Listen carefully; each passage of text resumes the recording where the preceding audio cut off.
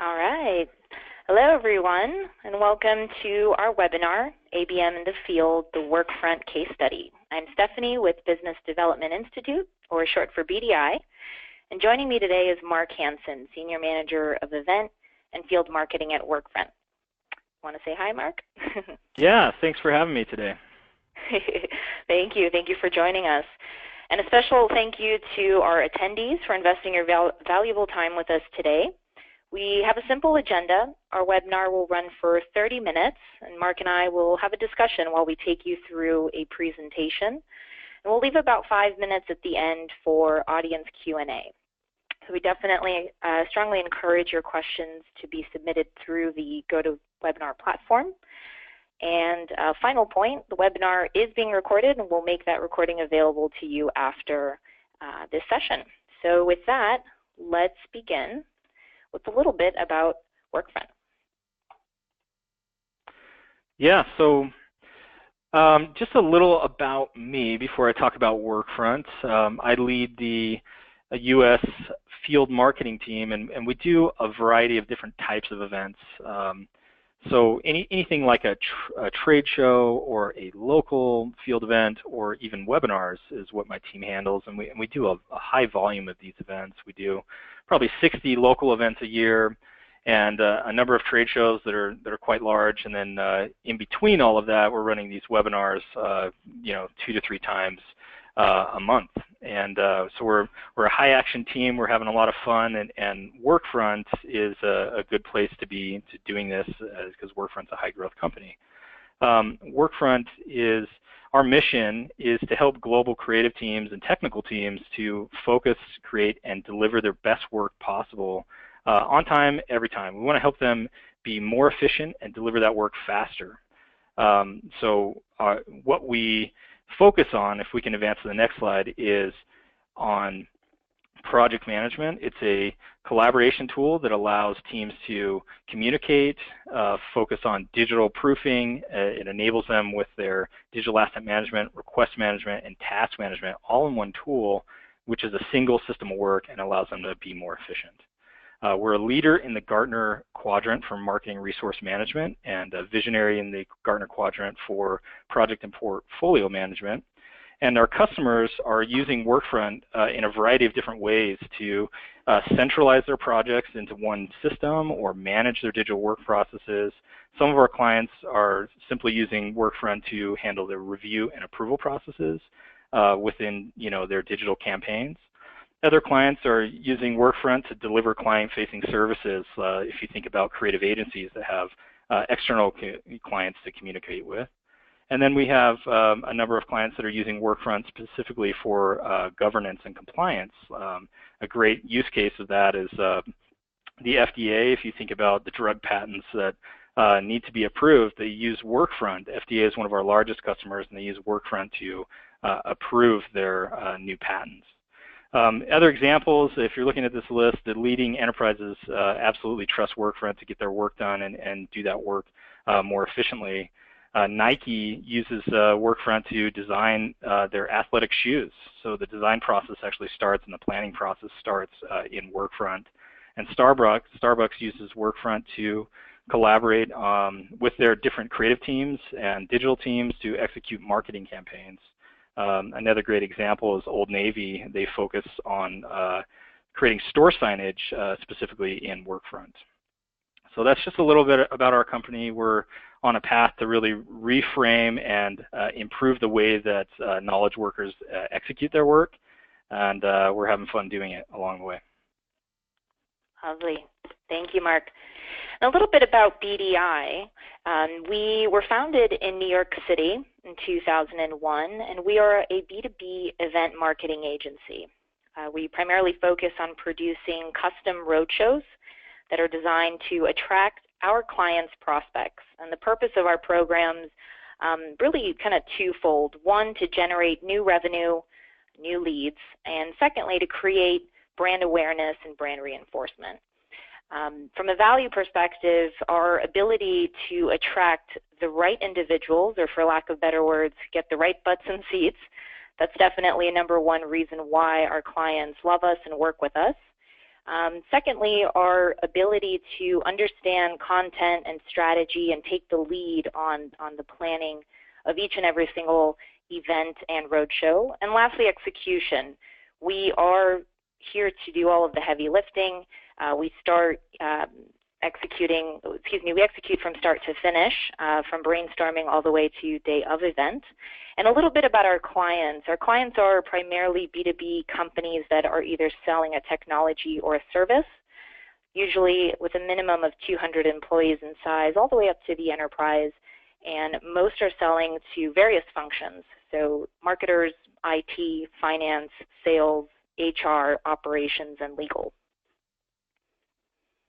And since the beginning of last year, we've actually hosted many events, about 120 across 29 cities, attracting over 2,700 attendees and working with about 26 different clients. Since we've brought on 7 new clients, and we'll actually be executing events for them between now, September, and the end of this year. So let's talk a little bit about the program that we've hosted together with Workfront. Yeah, in so 2017, I was going go to ahead, say, Mark, sorry about that. just no worries. When we partnered with BDI, we initially did a couple of pilots, right? So we started out with San Francisco, and that was our main event to see what the success would be, and we were overwhelmed with the success and very pleased, and we came back to BDI shortly after and planned out additional events for the rest of the year. Correct. We'll actually be hosting Boston on Thursday of this week, so we're excited for that. And some of the event objectives, Mark, from your perspective. Yeah, so as you mentioned, the couple of things that BDI really does well is kind of the execution and also kind of, understanding the content and delivering top-notch events. We needed help getting the right butts and seats, and of course we need new revenue, and we're focusing on thought leadership and in the approach or in the content for the events. But when we collaborated with BDI, we saw a need for getting the right butts and seats.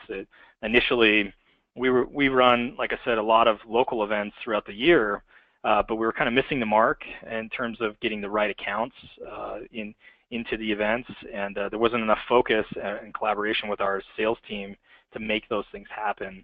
And so we felt like it was time to try a new avenue with BDI. Yeah, definitely. And we've actually seen quite a lot of success and many different impressive logos that have attended and joined our events so far. We were focused on attracting enterprise organizations as well as agencies. And the individuals were really, titles kind of varied from creatives to art directors to project management, and of the sorts within the marketing function. So absolutely, and as we talked about kind of content and BDI's help there, I think sometimes organizations get stuck in a rut of kind of eating their own dog food and understanding their message, and sometimes it's nice to have a second pair of eyes, an external agency that can help you say, this is the message that you're really trying to take to the market. And if you want to appeal to these target accounts, and specifically for us, we're looking at running events that host creative directors. And so when we started working with BDI kind of went to the brainstorm stage and came back with this idea about creative works, and we loved that. We thought that was something that would catch in terms of the marketplace and the creative directors that we're trying to speak to, and it was nice, like I said, to have a second pair of eyes, like someone to say, this is really what the message should be, instead of it being kind of our typical narrative is around kind of work chaos, and our lunch and learns that we do are focused around that. So this is a different approach, and obviously it worked. We're looking at Facebook and Salesforce and Clorox and a number of other important target accounts for us that have attended these events so far this year. Yeah, thank you. It was a play on words on that program title. Great. So next slide, let's talk a little bit about lessons learned, and we'll kind of just go from left to right on what we call our ingredients or different tips and tricks on what makes a successful event, accelerate event really, where it's designed to bring in some prospects. So the first point is locality. For us, it's very important that we choose a central location, given that the folks that are attending are all local to the event or really the venue. I know that, Mark, you had some comments on kind of our research process and how we plot the headquarter address. Certainly. It was funny, the first event we did, the field marketers that I was working with on our team, we all had the light bulb go on, and we were like, oh, duh, like, because what BDI would do is we would give you guys the target accounts, so we'd collaborate with our sales team, identify the right accounts, and we actually went through, we use a software tool called Mintigo, and we look at kind of criteria across the board to figure out who has the right buying indicators and who's the ideal customer for Workfront. And after we kind of spit out this giant list, we were able to condense that down to what we call the Workfront 6000. And the Workfront 6000 is then broken up locally across the country. And so we would collaborate with our sales guys and we'd say, okay, from this list, who are the right targets that need to be invited to this event? And we generate the list of accounts and we hand that over to BDI, and the light bulb comes on when BDI says, well, let's plot all these target accounts on a map. And they send us back, you guys sent us a map that showed, San Jose and then kind of San Francisco proper. And we were just, the light bulb goes on and we were like, man, we got to be doing that for every event. It makes total sense, because one of the issues we've experienced is that, and most field marketers experience this, that, you get registrations for an event and people no-show or cancel, and a lot of it's due to just bad timing. It's the wrong traffic, kind of time of day, it's too far. And so BDI is, they take the extra step to make sure that we're finding a restaurant or a venue that's near the majority of the target accounts. We're not going to hit them all, but by making more of a strategic decision there, we felt like it's a more effective event, and it's something that we're implementing on our team across the board. Yeah, no, it's a very important factor that I think is often overlooked, and I can't stress enough what it means to think local, right? So if you're in New York City, an event in Midtown would likely make sense because you have folks coming in from Long Island and from Connecticut, from different boroughs within the tri-state area. However, if you're thinking of an event in Los Angeles or even San Francisco, you have to think of the driving culture. So that definitely impacts someone's, yes or no to, I'll go to this event, only if it's within a reasonable distance for me to get there. So, and you kind of touched on venue, which is our second point. For us, we are very fond of working with high-end restaurants. We will work with some hotels, depending on, kind of brand guidelines based on our clients and obviously their taste. But definitely a private room that will accommodate, the kind of the size that we need. It could be anywhere from 25 all the way up to about 55 individuals.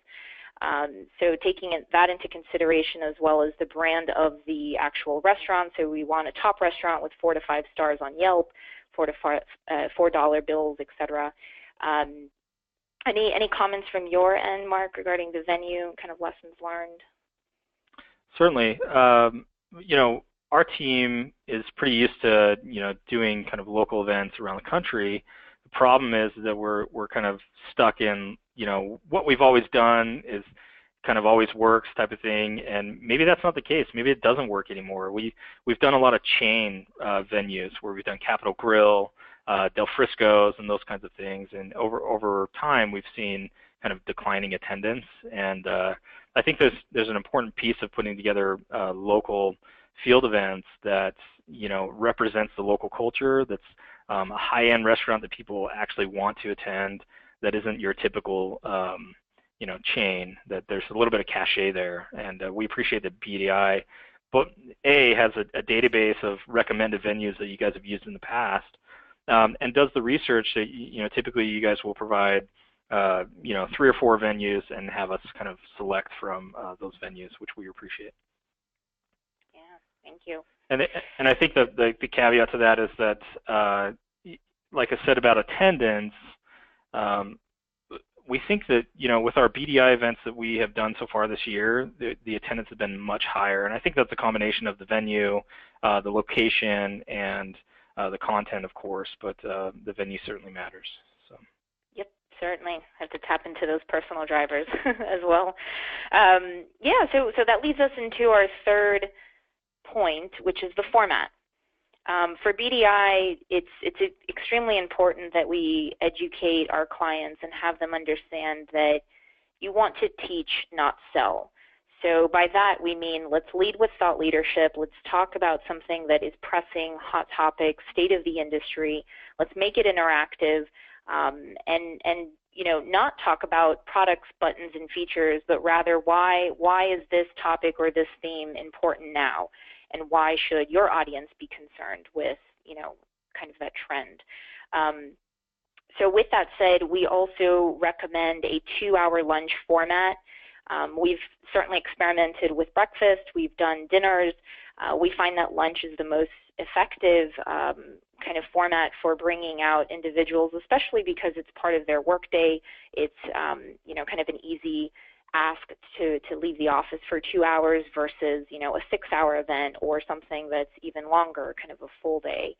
And another kind of important ingredient to our format is hosting really the session with either roundtables or a hollowed square format. And what we do is we assign your sales executives to sit with their prospects, so they're literally elbow to elbow with those individuals. So, Mark, any comments on the format from your end? Definitely. We really enjoy the panel format, and doing a kind of a format that is much more educational and much more conversational with the attendees. In the past, we've done field events that feel very much like a sales pitch. Like, we would have kind of a pitch deck, and we talk about all the buttons and features with Workfront, and then we'd kind of layer in a couple of customer case studies, which, can be good with the right time, right place. But, if we're looking at, it's super important for us to get into the Workfront 6000, our account-based marketing approach that we're launching at this company. And in order to make that happen, I think we have to attract people to the right content and deliver, best practices there. So we've been pleased with the format for sure. Great. So target accounts, so that is, probably I would say number one to kind of the success as far as using an account-based approach to our invitation list. So we do actually collect a couple lists from Workfront, strategic, corporates, enterprises, agencies, and obviously that kind of goes in line with what we previously mentioned as far as our research team being able to drill down both on a contact level as well as a company level.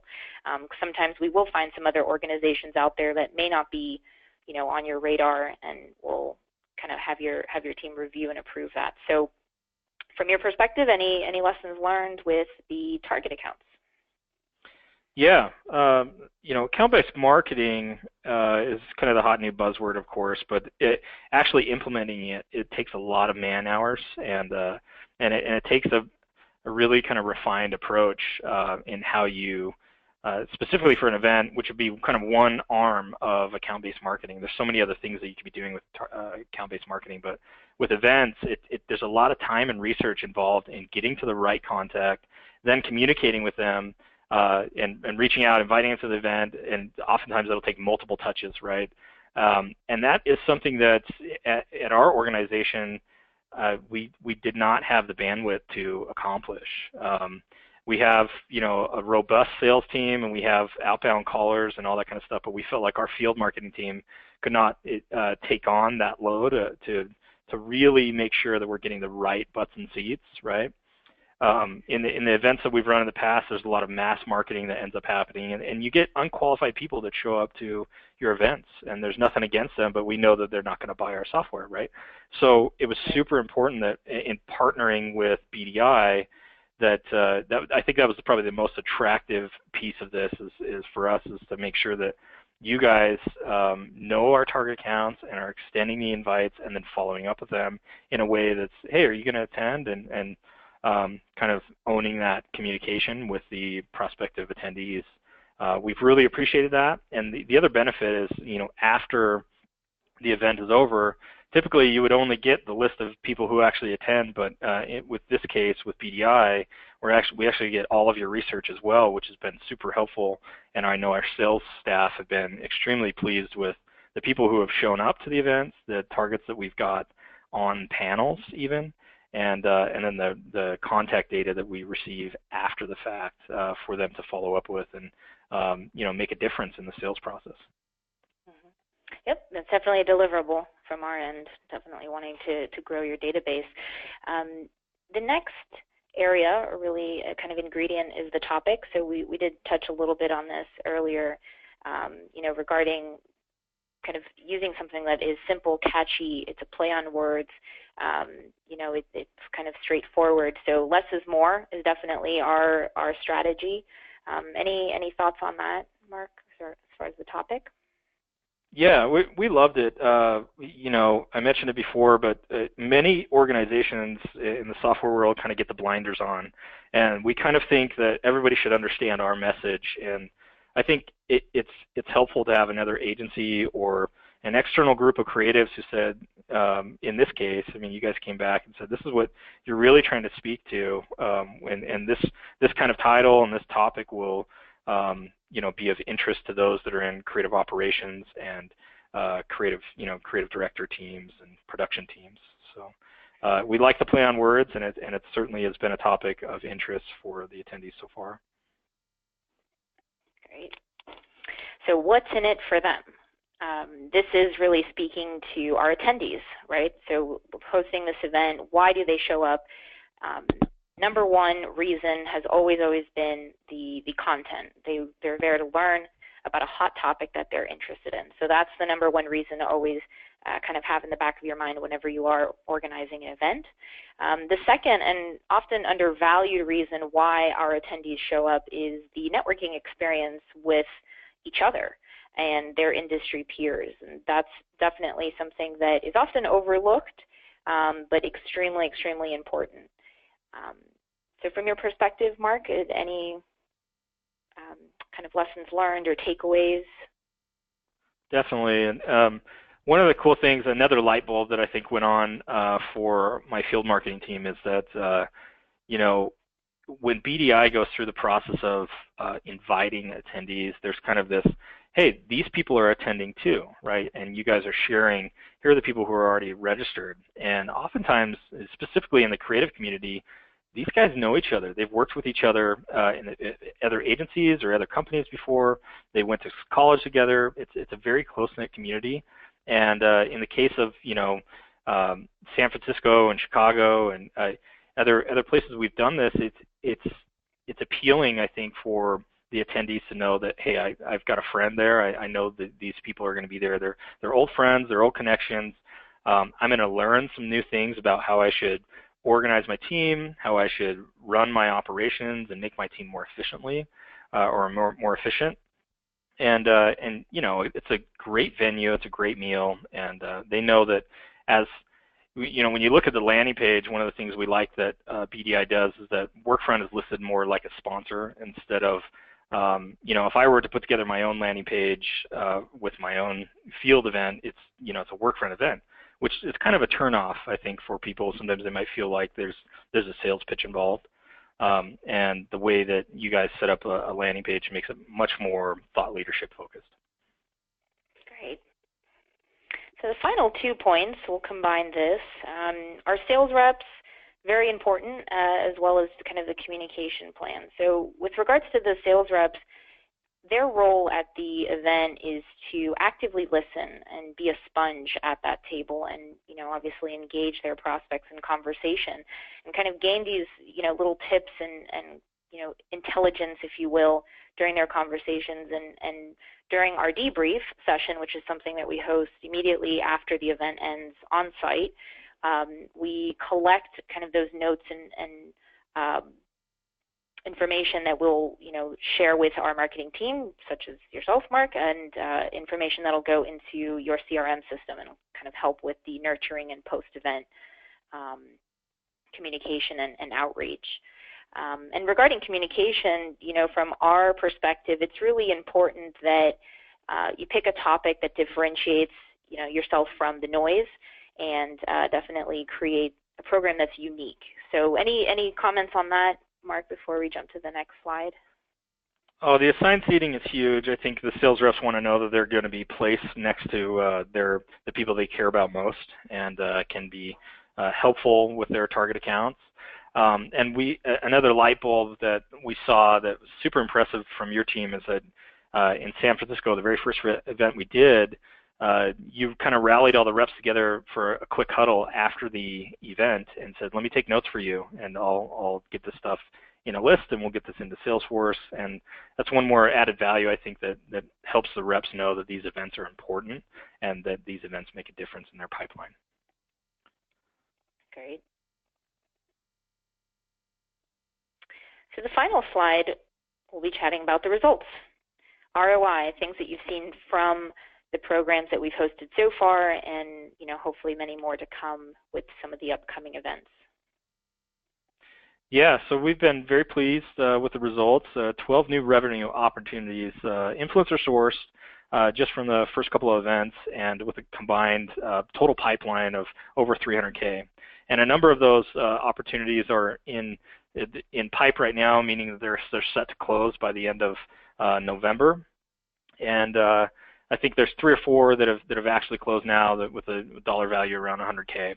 So we know that the investment into these events and the fact that they're net new opportunities that we would not have received, it might have taken, we may have got to them, but it might have taken a lot longer to make that happen. And a lot of times we'll refer to these events as sales acceleration events for that reason. But long story short, we are very pleased with the results so far, and we look forward to continued success. Great. So we just have about 2 minutes left, and I'm looking at some of the questions that are coming in from our listeners. And this one question is for you, Mark. How do you stay on the same page with your sales team? So talking a little bit about that marketing and sales alignment when it comes to these field events. That's a great question. One of the things we did internally at the beginning of this year is we organize the field team, by territory, and I think this is nothing new to field marketing. However, we sit on a weekly team call with their sales teams. So we will, we'll hop on a call. We'll take the first 5 minutes of their maybe it's Enterprise East or Corporate West, right? And we'll hop on the call and we'll say, hey, this event's coming up. You should take advantage of it. And then we also we ask questions like, how's your pipe coming along? In determining the locations for the events, we actually worked with our sales team and our system it's called Mint2Go, which is a business intelligence tool, and that helped us identify the right places to host events. And so a lot of that is just communication by good old-fashioned just hop on a phone call and chatting through some of the data that we have. So. All right. Well, thank you so much for that and for your time, Mark, for sharing, kind of your insights and perspectives into working with us. Special thank you to our listeners, and we hope that you've enjoyed the session and have a great day.